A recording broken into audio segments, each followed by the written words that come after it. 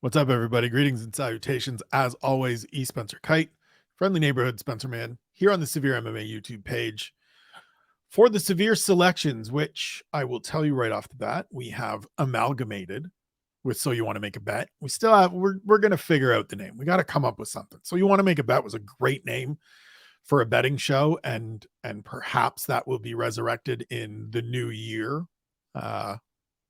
Just a little tease there. But something we're working on. But for now, what we're going to do is combine those two shows. So each of those shows in the last couple of weeks has been a 20 to 30 minute show where we would do the predictions on one, the severe selections, and then we would do betting picks on the other. So you want to make a bet. And for this week, at least, just trying it out, seeing how we do combining the two. And so the way I want to do this is I want to still run through each individually, give each their time. But I guess what I'm going to do, and the easiest way to do it, is just to go through the card top to bottom from the main event to the opener.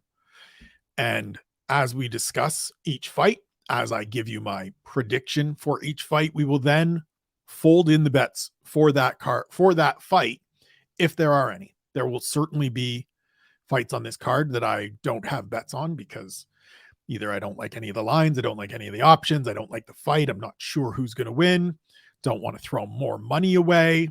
And so you get the picture. But we're going to see how this goes. We're going to try this out and we're going to get to it. So UFC Vegas 64, Saturday at the UFC Apex, headlined by Brazilian contenders Marina Rodriguez and Amanda Lemos. My pick here is Marina Rodriguez. I just think, as Harry and I and Ian spoke about on the preview show, there are more ways for her to win, or we've seen more from Marina Rodriguez over the course of her 9 fights in the UFC than we've seen in terms of variety and depth, I guess, is the best way to put it for me, from Amanda Lemos. Lemos can come out and win this fight. Absolutely. Land a big shot, hurt Marina Rodriguez, find a finish. But I feel like that's about the only way she's going to get it done. She, in my eyes, in my estimation, she needs to finish in order to get a victory, where Marina Rodriguez sort of has the gamut available to her. She can go out there and she might be able to finish, but I'm also confident in her winning a 5-round decision and sort of distancing herself the later we get into the fight, because we've seen her cardio over 25 minutes. We haven't seen that from Amanda Lemos. What we've seen in the past in 3-round fights is that by the time we get to the 3rd round, if we get there, she starts flagging a little bit. It's not a complete like, oh my God, she's running on empty, but the volume comes way down, and that's because of throwing all the power shots and things like that. And so I look at this fight and I just see Marina Rodriguez being very smart early, picking her spots early, looking to counter, trying to force Amanda Lemos to come to her early so she can work counters, so she can force some of that energy out, make her chase, rather than being the aggressor and pushing forward and, running the risk of walking onto something. I think that's where Amanda Lemos is at her best. And then as the fight progresses, as we get into rounds 3 and on, I think we see Marina Rodriguez kind of up the pace a little bit, open things up a little bit more, be a little more attacking, be a little more aggressive. If she then gets Amanda Lemos out of there, great. If not, pulling away with a decision into the end of the fight. So when it comes to wagers, when it comes to bets, I actually like this fight for a number of plays. I like Marina Rodriguez to win at -220.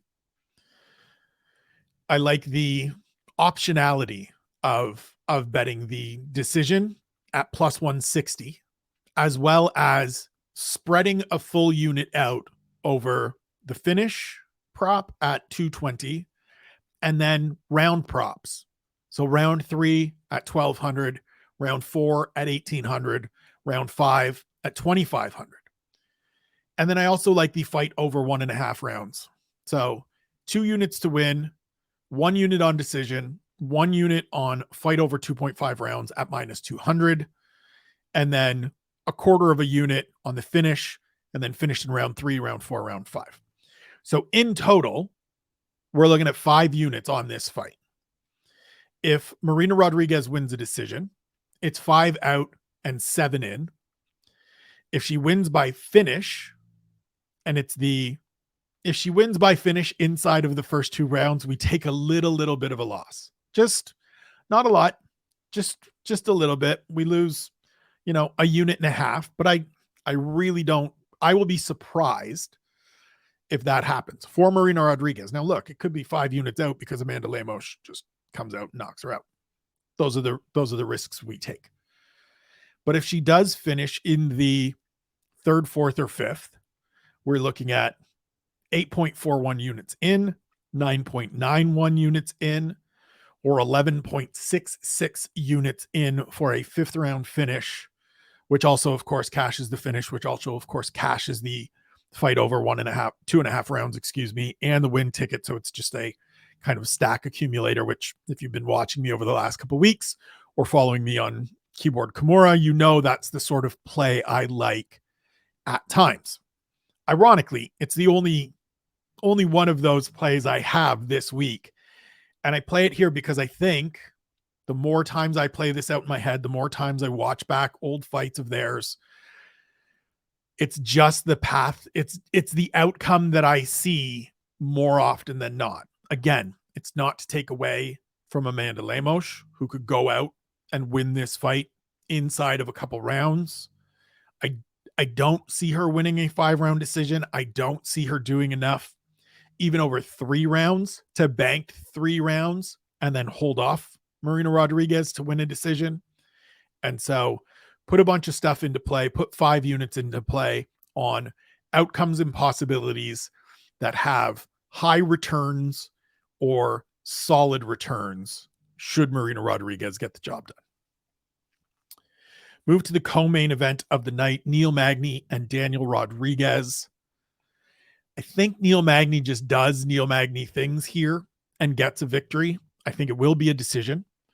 I think we're going to see 2 fundamentally sound fighters where it really does come down to movement and range, both of which favor Neil Magny. He is the more mobile of the 2. He has the obviously longer reach of the 2. I like that he mixes up sort of the leg kicks a little bit. He mixes in some of the clinch. He mixes in some of the wrestling if need be. And I just think that as good as Daniel Rodriguez has been and as solid as he looked against Li Jinliang, that was a fight. And even in the Kevin Lee fight, you look at that one, those are fights where he's at an advantage in terms of the reach, or he's at an advantage in terms of being able to walk guys down and guys willing to stand and trade with him. Right. And in those situations, he's terrific. He's 7-1 in the UFC, not wholly because of that, but in large part because of that ability to just be a active volume fighter with sound fundamentals. But that's who Neil Magny is. And Neil Magny is better at doing that than just about anybody in the division. Maybe better than anybody. He has other things that are shortcomings, but when it comes to throwing volume, moving well, just piling up numbers and stats and getting on top of you essentially, and being that avalanche we talk about at times, there's few that are better than Neil Magny in this range, particularly in this, 8 through 15 in the division or just outside of the rankings. And so I think Neil Magny gets the victory. He is my pick. And then in terms of plays, so in looking at this, my instinct is that this goes the distance, right? And so if you look at the prop for fight goes the distance, it's minus odds. It's negative odds. And so not appealing to me. Don't like it. Not that I don't like betting negative odds. I'm not a huge fan of it. I like trying to get some juice, get some positive odds, make some money, make more money, I should say. But the thing I saw, or the thing I found, is that you can bet Neil Magny to win by decision at plus 140. you could bet Daniel Rodriguez to win by decision at plus 275, each of which, as it says, is plus money when the overall prop is negative odds. And so a unit on each of those, if Magny wins, returns 2.4 units. If Rodriguez wins, it's 3.75 units. So if we go to the scorecards, I'm making 0.4 units on this fight, regardless of who wins. If we go the distance, so long as this isn't a draw and we go to a decision, the worst we're doing is a 0.4 unit profit. Now, 0.4 units isn't, a ton. We're not talking huge returns. But when you're in a bit of a funk like I am with these picks and with these bets, and you're just looking to stockpile a little bit and build a little bit and 0.4 units here with 0.4 units somewhere else, suddenly we're starting to just have success and cash some tickets. That's what I'm looking at. That's the way I'm going. And so, as I said, a unit on each man to win by decision, both bets at plus odds. If we go to the scorecards and we get a decision victory one way or another, we're making profit. Middle fight on the main card, the heavyweights, Chase Sherman and Josh Parisian. I'm kind of leaning Josh Parisian, and it has more to do with my lack of belief in Chase Sherman than it does any kind of specific belief in Josh Parisian. I think he probably takes a little something positive from his win over Alain Baudot last time out, where he sort of rallied and, was in a bad spot and found a way to reverse that, both the position and the result. I think Chase Sherman was ripe for the picking last time out against Jared Vanderaa, and Jared Vanderaa just couldn't make the right decisions to get him out of there.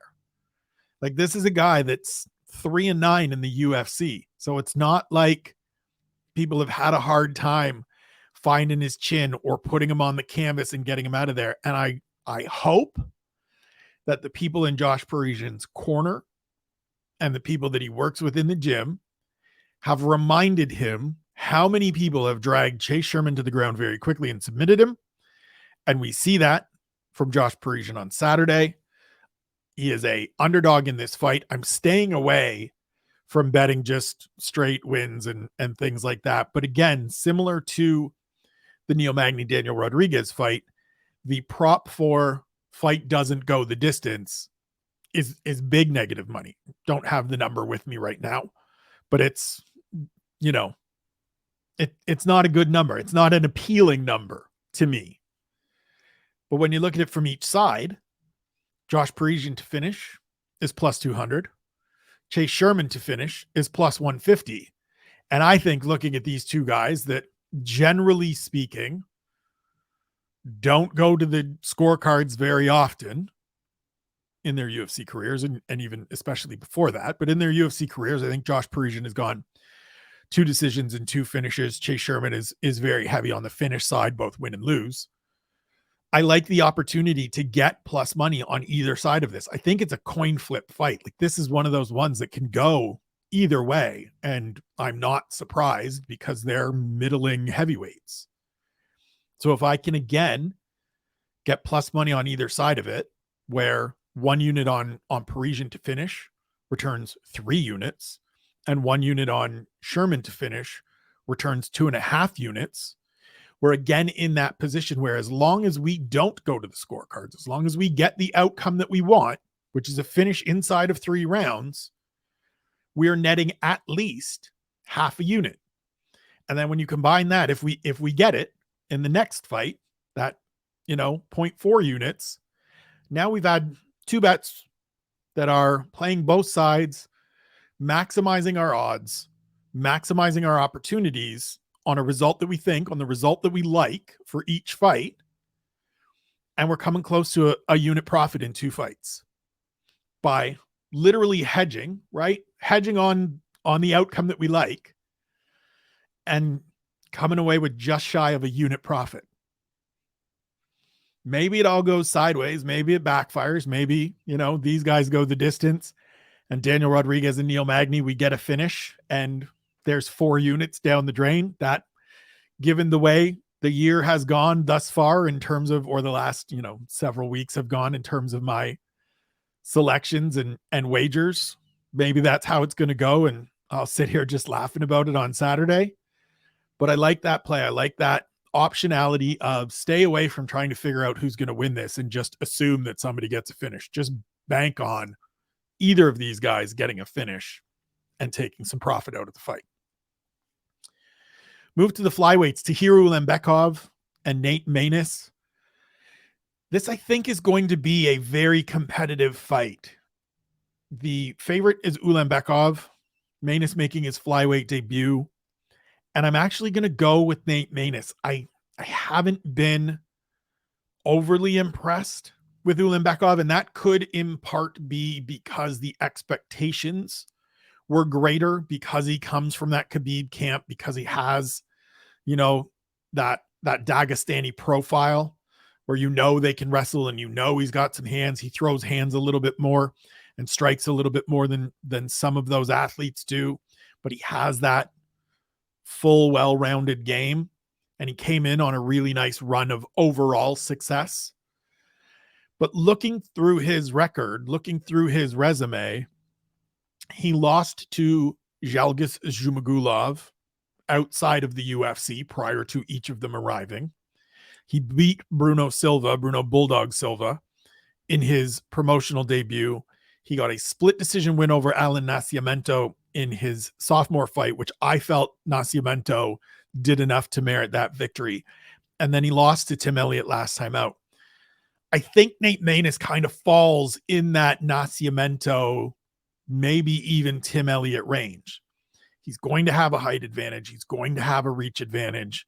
We saw good power from him. We saw some finishing ability from him at bantamweight.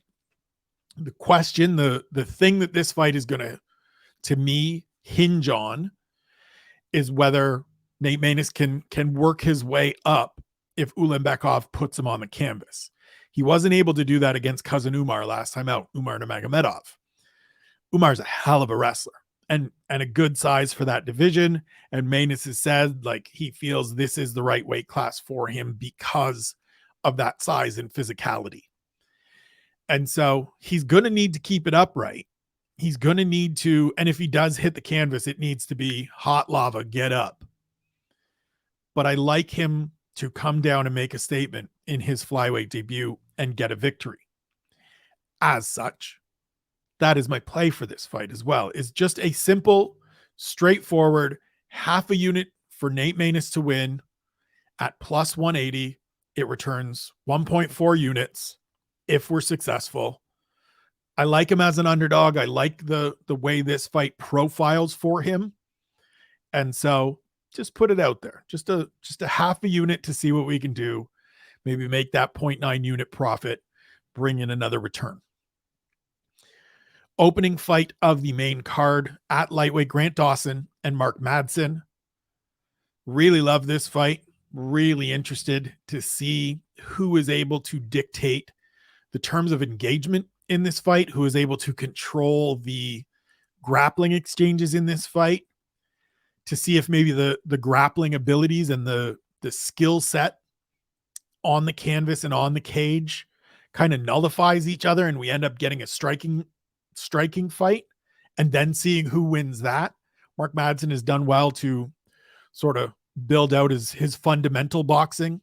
Grant Dawson is a little bit more static and a little bit more awkward in the striking department, but down at ATT over these last couple of camps, perhaps that has grown and developed to be a little bit more fluid.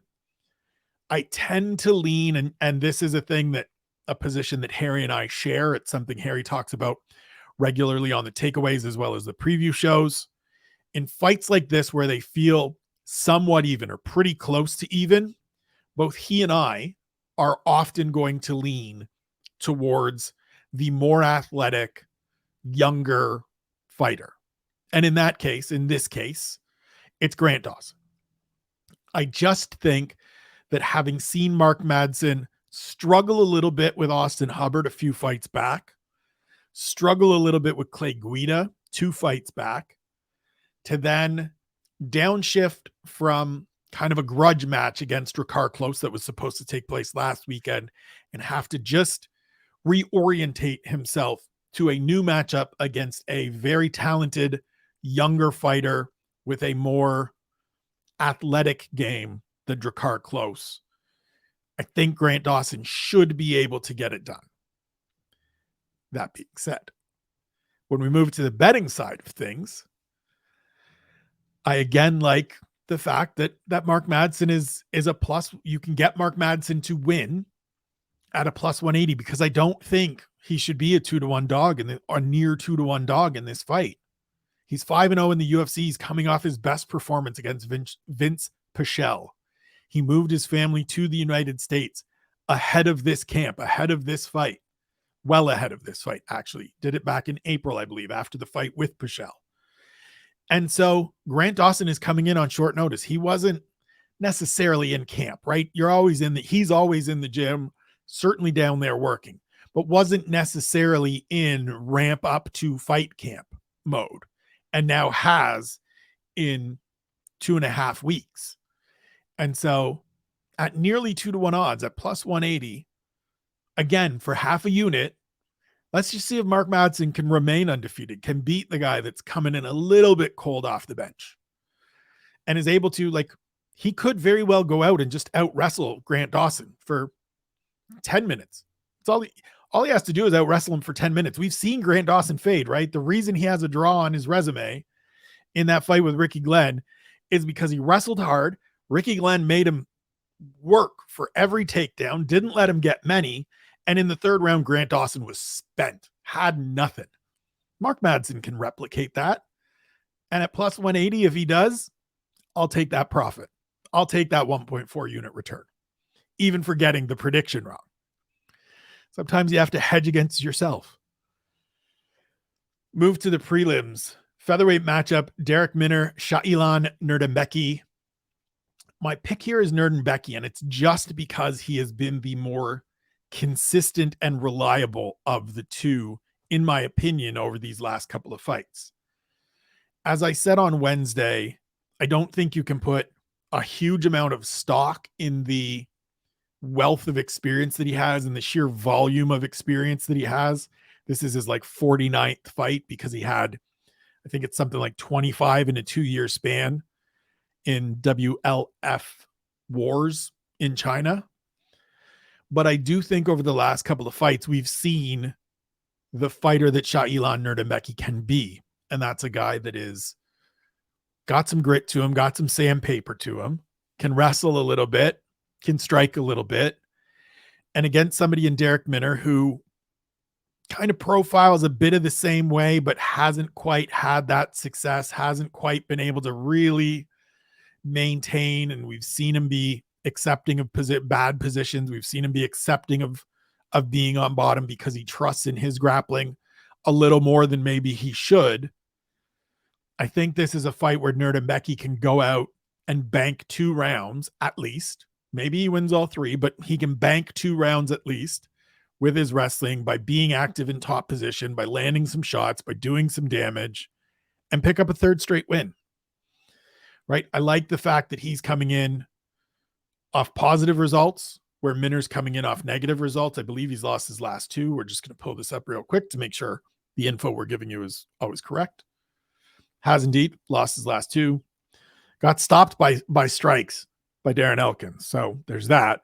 And then willingly grappled with Ryan Hall, which, if you ever want an example of poor decision-making and poor fight IQ, opting to grapple with Ryan Hall is right up there. And so that confidence, I think, backfires again here, and Nuerdanbieke gets the win. In terms of bets, no bets. It's a not interested, right? Nuerdanbieke's a reasonable favorite. I believe he's at least 2-1 favorite, but no, sir. Don't like that money. Don't like any of the returns on Darrick Minner. And at least where I look, where I get all of my information for this program, there's no real props that I like either. I think all that's offered is fight goes over a round and a half or 2.5 rounds. and those numbers aren't great either. So this is a stay away for me in terms of wagers, but I like Nuerdanbieke to get the win. Women's flyweight fight, Miranda Maverick and Shayna Young. I mean, she was my fighter to watch. If you watched the other two programs this week, One Question and 10 Things I Like, you know how high I am on Miranda Maverick. So it will come as no surprise that I think she absolutely rolls here. I think she makes a statement. I think she comes out and has an even better performance than the one she had against Sabina Mazo. I spoke to her ahead of this fight and she said, look, that fight was good, but it wasn't as vicious. It wasn't as violent as I wanted it to be. It wasn't as intense as I wanted it to be. And I hope this fight is as good as that, but with the viciousness cranked up, with the violence, with the, really stick with you cranked up. And I think she can do it. Shayna Young was on the wrong side of things to start her fight with Gina Mazany. And then Mazany, as she does, gassed out pretty hard. And Shayna Young rallied and got her first UFC win. I don't think that happens here. That's not a thing that's going to happen in this fight. Miranda Maverick isn't going to tire. She isn't going to run out of steam. So even worst case scenario, she has the abilities, she has the skills to go out and just grind through a 15-minute decision. That part I'm not worried about. That's almost, you don't like throwing out the word guarantee, but I just about guarantee that she's not going to get tired and fade to where Shayna Young can get her out of there. I do think she gets a finish. And in that regards, I don't have any plays on this. She's minus 700. There's, it's that juice isn't worth the squeeze, like at all.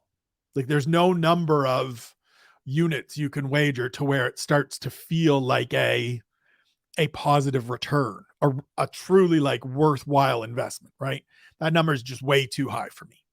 And again, similar to the Minner and Nuerdanbieke fight, there's no available props that are interesting to me. That being said, because this is a show of advice, because this is a show of throwing ideas out there for people, if you have a sports book, if you have access to a place to make your wagers where you can get Miranda Maverick to finish, Miranda Maverick by TKO, Miranda Maverick by submission at good numbers, by all means invest in that. If you can get it paired with the first round, do that. If you can get good money on a first round finish, I would do that as well. I think she absolutely rolls. I don't think this goes beyond 5 minutes. And so if you can find ways to make plus money on somebody that is minus 700, do so. Please do so. I'm going to continue looking. Like, I'm taping this on Thursday afternoon here in Abbotsford. I will keep looking throughout the next few days. And if we do get some of those props, I will tweet them out. So be sure to follow at Spencer Kyte.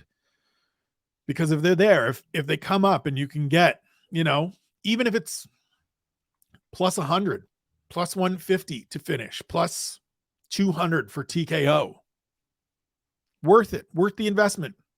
Well worth the investment. I don't think this gets out of the first round, but look, if the second round finish is a good number, get in on that number too. I think Miranda Maverick rolls, and this is a chance to make prop money. So keep an eye on it. Keep an eye on the Twitter feed, and we'll let you know if anything comes up. I may even just go and look and check out some of the spots that I can't wager because I'm in British Columbia and not the United States or Ontario, but we'll send out some ideas. Go follow, and we'll send out some ideas. We move forward. Bantamweights, Mario Bautista and Benito Lopez. I think this is a Mario Bautista win handily. He looked great against Brian Kelleher last time out. He looked pretty good against Jay Perrin, which was a short notice, sort of preparing for one, and all of a sudden you're facing the Joker on, I think, 4 days notice. And he's a scrappy, kind of like competitive, feisty dude that you just don't want to fuck around with. And so Mario won a pretty handy decision.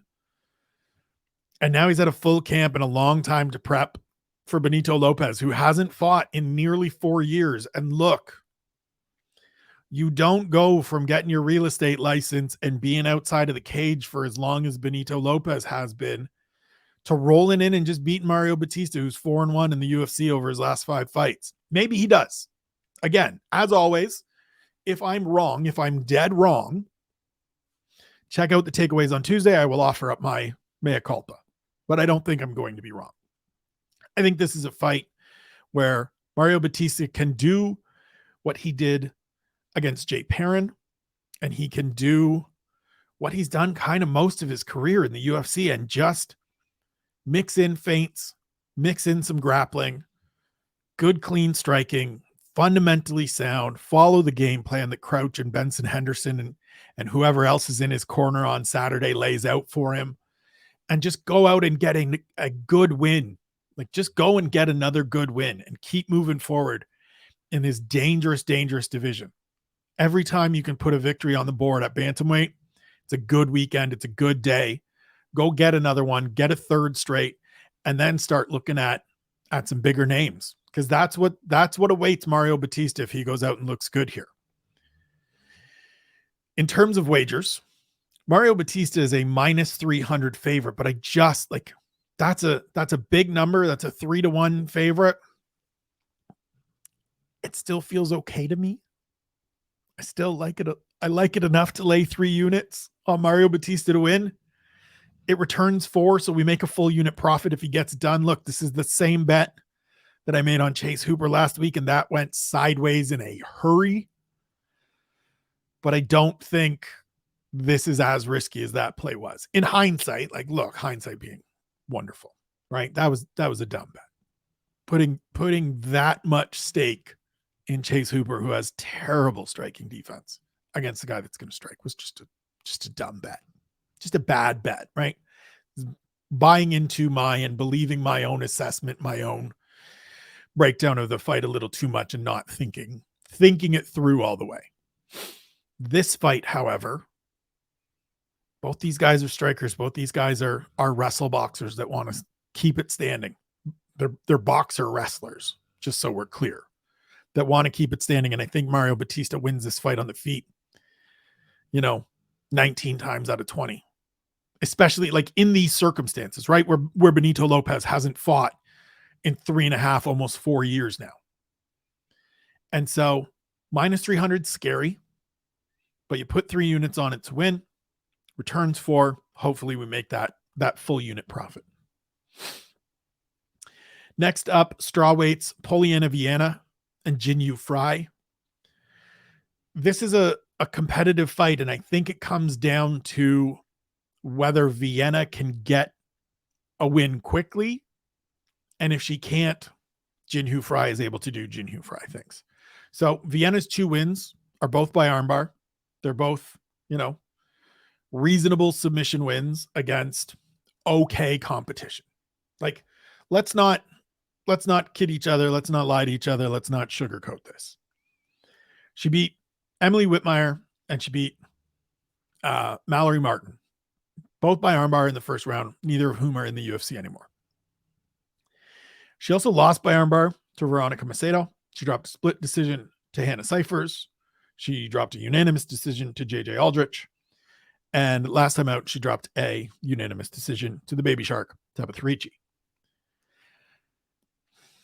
And so for me, I see that. And look, Jinyu Frey hasn't had a great deal of success either. She is 2-3 in the UFC. I'm pulling it up just to be 100% sure. She's 2-3 in the UFC. Losses to Kay Hansen, Loma Lukbunmi, and a split decision to Vanessa Demopoulos last time out, which was a debated sort of like, I could have saw that go the other way kind of decision. Before that loss, I should say, unanimous decision wins over Gloria De Paula and Ashley Yoder. I just think Jin has a little bit more to offer overall in this fight. She should be the physically stronger of the two. She should be able to move Viana around the cage. And as long as she remains cognizant of her arm placement at all times, if they go to the ground, She should be able to do enough to get a decision win here. And so when we move to the betting side of things, Jinhyu Frey is plus 100 in this fight. And so it's similar to the Madsen and Nate Maness. Just a little half a unit at plus 100. If she wins, we get a unit back. So we make half a unit. We double our money. It's a coin flip fight. So to double my money on a coin flip fight, I'll make that play. Now, if I was super confident in Jinhyu Frey, if I was really convinced that she can go out and execute 100%, this might be a spot to bet a little more, to put a little more out there, to double up, right? If I was feeling better about my results as of late, this may be a 2, 3, 4 unit play to double up, right? Build that bank account, build those returns. But for right now, given how everything has gone over these last several weeks, given that this is sort of a fight where, you could see Jinhyu Frey making a mistake and getting caught and getting beat, we'll stay at half a unit, as I said, at plus 100 to return a unit to make that double up, and we'll see what we do. Bantamweights, Ludovic Sholinian and Johnny Munoz Jr. This is an interesting one. Johnny Munoz has been okay. His losses are to good competition, right? His losses are Nate Maness and Tony Gravely. He beat Jamie Simons in between there. Sholinian debuted on short notice against Jack Shore over a year ago. He lost that fight. Hasn't fought since. It's a weird fight, man. This is one of those ones where Johnny Munoz is a big favorite, and I think it's largely because of the competition he's faced and that he's been active. I don't have a great feel for it either way, and I'm actually leaning just towards Sholinian as the underdog in this fight. As something weird happens, maybe he's able to wrestle, maybe he's able to find something on the feet that hurts Johnny Munoz, who we've seen hurt, right? The Tony Gravely fight, he was shooting in and Gravely landed a nice left hand. I believe it was a short left hand that just put him down. I'm not like, if this was a confidence pool of all of these fights, of these 12 fights, this is like one in terms of confidence. If 1 being the lowest, 12 being the highest, to clarify that for people who aren't degenerates like me that are in like NFL confidence pools.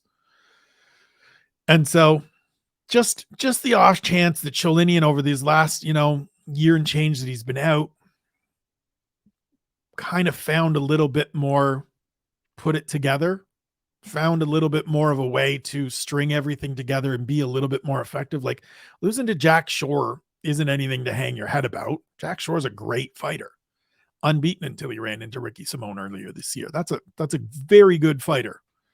And so against the guy that is not Jack Shore and is coming off a loss, and we've seen him beaten in a couple of fights in the UFC, let's see if Sholinian can upset the apple cart here. And in terms of the wagering side, very similar to the Jinhyu Frey bet. Exact same, truthfully. Half a unit. He's in at plus 200. So you get 1.5 units back. Again, just a gut feeling. I'm not sold on Johnny Munoz Jr. as a fighter. I'm not sold as him as a competitor at this level. Nor am I sold on Ludovic Sholinian by any means. But can he go out there and wrestle for 2 rounds? Can he go out there and land something that hurts Johnny Munoz and he gets a underdog victory? Maybe. And so I'll make that play for a possible full unit return. Move to the flyweights, Carlos Candelario and Jake Hadley. My pick is Jake Hadley.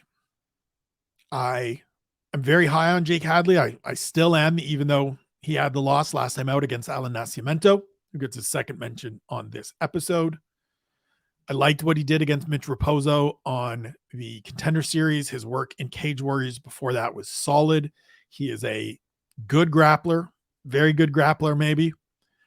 And I think overall, you take the younger fighter, the guy with more outs, the guy with more opportunities to create outs.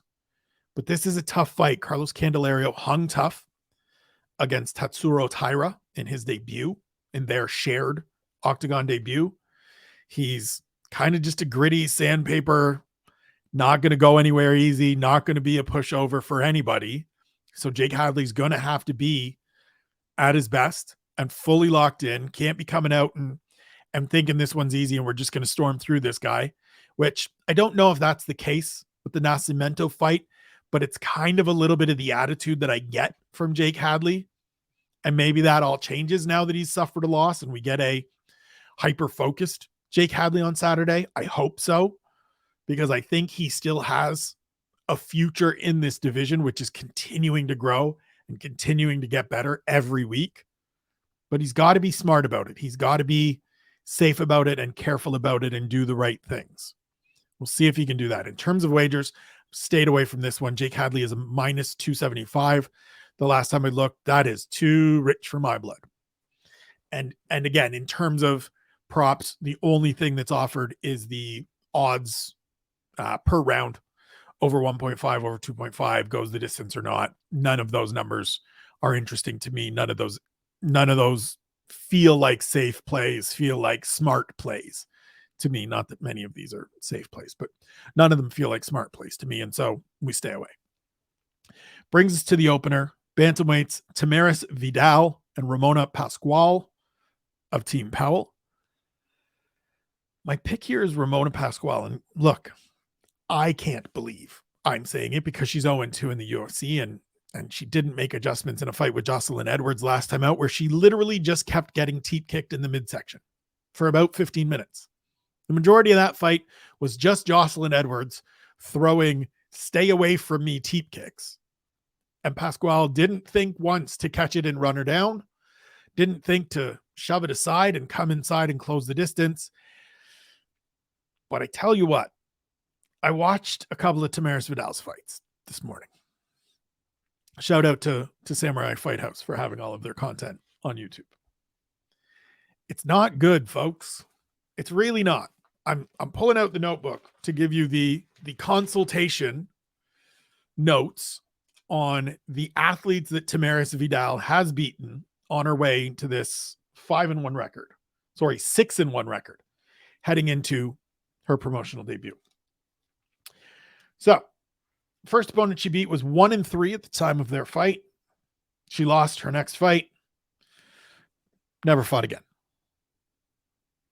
Just, that was it. It was her first fight in 2 years. She lost to Vidal. I'm done with this sport. Second opponent was 0-0. She was a one and done. Third opponent, 4-1 going in, 3-3 since. Never beaten a single soul with a winning record. Fourth opponent, 3-0 going in, 3-2 coming out.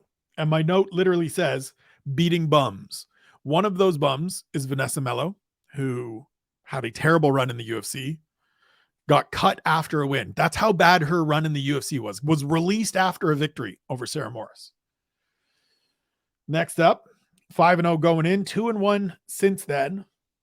And that is Eileen Perez, who you all remember from twerking on stage ahead of her fight with Stephanie Egger.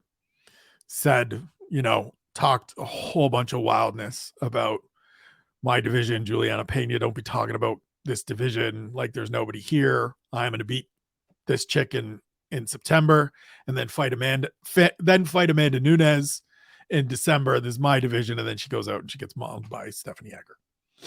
Yeah. And in that fight, that win for Vidal was a DQ, by the way, because she got fouled like 9 times and Vidal or Eileen Perez kneed her while she was down and instantly reacted with like, shit, I just cost myself a win, because she was dominating the fight. Last opponent, most recent victory, was 5-1 going into that fight. She's 0-0 since. And the note is she's beating weekend fighters. She is beating the kind of fighters that show up just because they want to compete. So all in all, the fighters that she faced were 18-5 going in. They are 8-7 since, including 2 athletes who have yet to, one who never fought again, one who has yet to fight again, and one who fought one more time and was like, yeah, this just isn't for me. She's not facing good competition. And as much as Ramona Pascual isn't great, I think she should have enough to be able to win this fight. If Tamaris Vidal, again, has changed a whole bunch of things and comes out and has improved a whole bunch of stuff and finds ways to hit some of these submissions that she desperately tries for when she gets put on the ground, fine. Tuesdays, mea culpa Tuesdays. I don't think I'm that wrong. We'll see. And in terms of selections, in terms of betting, it's another one where it's just the underdog. I like the underdog, so we go half the unit on Ramona Pascual to win. She is plus 110. It returns 1.05 units. It's a coin flip fight. Give me the underdog that's actually been in the octagon a couple times. That's it. I've seen a little bit of something from her. I've seen her finish fights. I've seen her be successful in Invicta, and she's been in the octagon. She won't be nervous and twitchy and any of those things. It's a home fight for her. She trains at Syndicate in Las Vegas. Maybe it works out this time for her. Couple other bets before we go. I usually stay away from parlays just because I'm an advocate for straight plays and individual plays. But I do like a parlay here of Marina Rodriguez, Miranda Maverick, and Mario Bautista all to win. So for one unit, that 3-fight parlay, you get odds of plus 121. So for a unit out, you get 2.22 units back. They're all big favorites.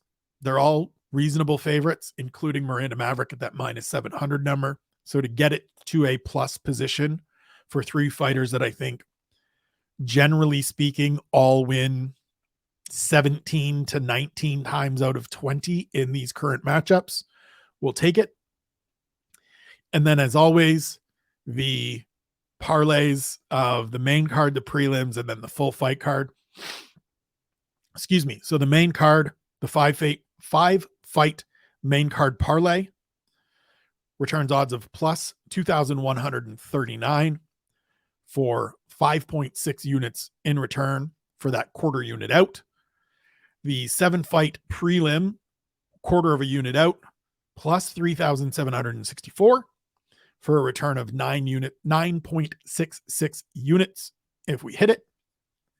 And if by chance we run the table and we go 12 for 12, that quarter unit parlay has odds of 86,445 for a return of 216.36 units. That is the red panty night return. That is the we're all the way in the good return. Haven't hit one in a while. Haven't gone perfect since I believe it was UFC 272. I'm going to look it up.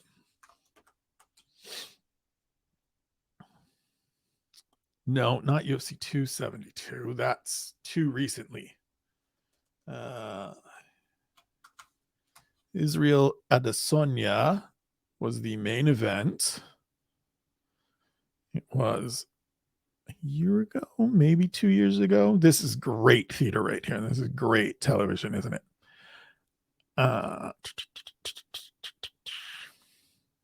It was the Yoel Romero card. It was a UFC 248. My mistake. UFC 248. We went all the way through, all winners. I didn't have a wager on it, and that's where these parlay ideas came from. Because I finished the night and I was like, sweet, I got all of them right. And was like, wait, I didn't make any money because of that. I'm dumb. So it's been a while. It's been well over 2 years. Let's see if we can't get another one on Saturday. As I said earlier in the show, go and follow my Twitter feed at Spencer Kyte. I will update you on some of those Miranda Maverick props, some of those Miranda Maverick plays when I find them. And I will keep you up to date throughout the night on Saturday as to how these plays are doing, how these results are coming in. Didn't do it off the top, so we'll do it now. Back to the notebook. In terms of the predictions, the latest update coming out of last week where we went 7-4, 260 wins, 148 defeats, 2 draws, 1 no contest, 633 winning percentage. 700 is going to be elusive again this year, but we're trying, we're doing well. We're well above 60%. So that's positive. And in terms of the wagers, last week, UFC Vegas 63, 11.75 units out, 9.18 unit in, minus 2.57 units for the week. Overall, year to date, an even 82 units out, 60.48 units in, negative 21.52 units, a terrible return on investment of negative 26.24. But look, it's another week. We're back here to try it again. We're back here looking to have some more fun. Forgot to do it off the top because I mentioned the amalgamation of the show. All of this is for fun, right? I make these wagers with Monopoly money. Everything I'm telling you here, I'm not running out and I don't have those kind of resources. I don't have that kind of cash. I actually don't have that kind of interest in doing that. But I love the community of it. I love the trying to figure it all out of it. I love the trying to find the right plays of it. Because like this is the part of it to me that is why combining these two shows is really interesting, right? More than 100 fights the good in terms of picks, in terms of predictions, but lost a whack of fictional units so far this year because it's hard to string these two things together. It's hard to figure out exactly how all of these fights are going to play out. Thus far, it hasn't been very good. Hope it gets better this week. The one thing I will say, again, didn't say it off the top. Do want to make sure I mention it every time we do one of these shows. Please, please, please only bet what you can afford to lose. If you are actively betting, if you or someone you love has issues with problem gambling, please consult the show notes. There will be links to ways to get help in North America, in Canada, in the United States, in the United Kingdom, in Ireland specifically. Please, folks, this is meant to be fun. This is meant to be a little bit of enjoyment, not something that puts yourself in peril, not something that puts yourself at risk. Please be responsible. Please enjoy yourself. Yeah, that's it. I always get sad when I say it, and I'm actually sad that I didn't say it off the top because I do want to stress it. I do want it to be a thing I say off the top, but we're a little bit discombobulated this week. We're taping a little later in the day, combining the shows. We'll get this dialed in. We'll get this dialed up. Hopefully we dial in some winners this week. As always, I'm Spencer Kyte. I want to say thank you for watching. Please check out all of the content here on the SevereMMA YouTube. Sign up for the Patreon. It's early in the month. You get 20 plus wonderful shows a month for the price of a $5. It is well worth it. Go do that. It shows us you appreciate the stuff we're putting out. It shows us that you appreciate the work we do and the energy we put in to creating this stuff for you. So please go and sign up for that. Check me out on Saturday on the website itself, breaking down sort of the recaps, the takeaways, the talking points from this card on Saturday. Harry and I will be back on Tuesday with the takeaways, the severe takeaways as they are now known. Until then, love you, appreciate you. Thank you for watching. Take care of yourself. Take care of one another.